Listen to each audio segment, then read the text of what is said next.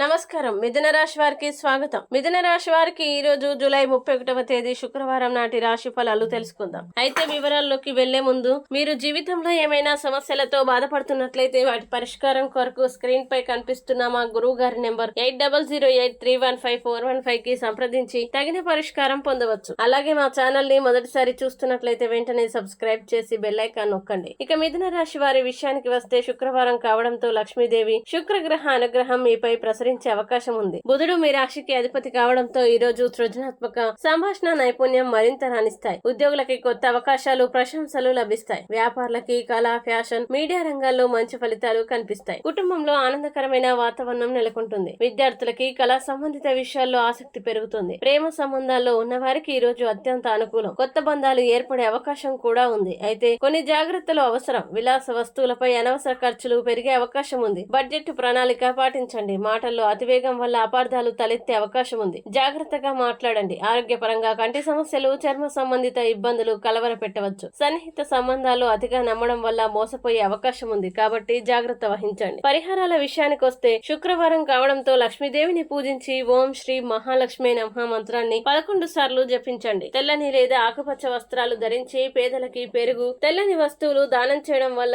శుక్రగ్రహ అనుగ్రహం లభించి మంచి ఫలితాలు కలుగుతాయని సాంప్రదాయంగా విశ్వసిస్తారు.